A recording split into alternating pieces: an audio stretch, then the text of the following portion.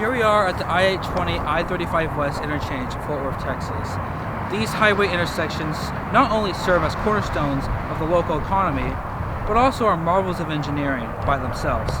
While these highways do serve as connection centers throughout our nation, they also contribute to the threat of climate change through their construction, maintenance, and usage. Hi, my name is Cooper Collins, and if I was a newly elected member of Congress, I would make it my first priority to reform America's transportation networks in order to help fight climate change. First, how did America adopt the automobile? Well, in 1956, the Eisenhower administration signed into law the Federal Highway Aid Act. This bill created the modern interstate system that we still use to this day. These highways fundamentally changed the way Americans lived and worked. On the outer ring of many American cities, the suburb was created.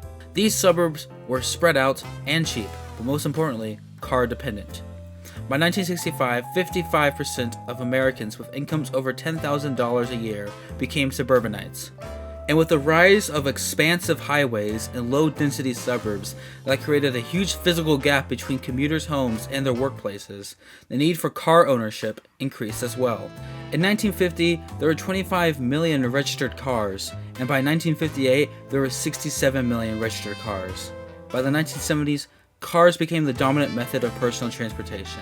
And as the federal government prioritized highways and automobiles more and more, the nation's supply chains also fell victim to this new wave of car-centric planning. America's freight was being moved more and more around by trucks, which was assisted by the federal government's creation of the interstate system. Today, over 70% of America's freight is moved by trucks. This historic revolution of transportation, however, does not come without its downsides, which we will discuss in the next section. A lot has changed since the 1970s. Environmental issues are talked about more than ever, with the discussion of climate change at the forefront. In 2020, the EPA reported that 27% of all U.S. greenhouse gases come from transportation, the biggest source of CO2 emissions in the country. This is caused by America's overdependence on the automobile. For example, the U.S. Energy Information Administration estimates that in 2021, U.S. motor gasoline and diesel fuel consumption in the U.S. transportation sector resulted in the emission of about 1,018 million metric tons of carbon dioxide. In order for the United States to fight climate change, we need to transform our transportation networks to be more carbon neutral. In order to meet this need in carbon neutral transportation, many car manufacturing companies have created their own lines of electric cars.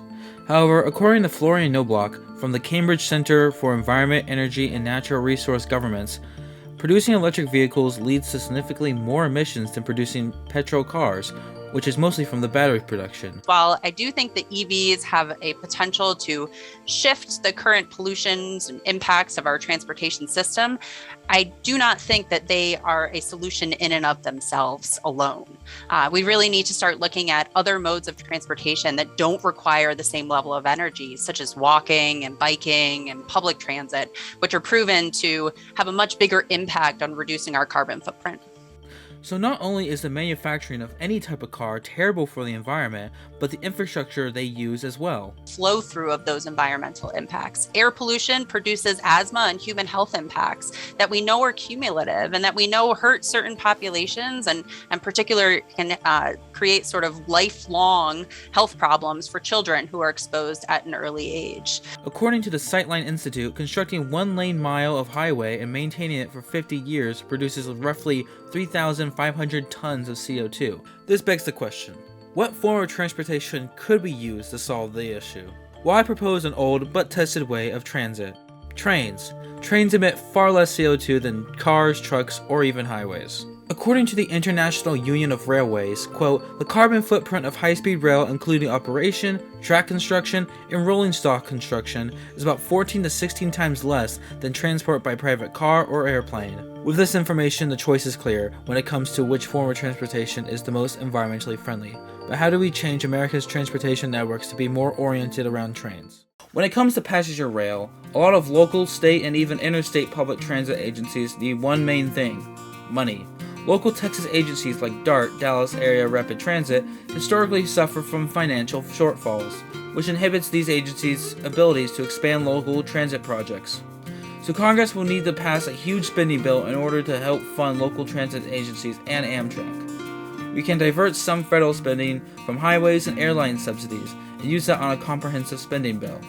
Congress will also have to negotiate with Class 1 freight rail companies to allow for both local expansion and national expansion of transit routes. Congress could also cut subsidies to freight transporting airlines and trucking companies in order to encourage more usage of freight trains.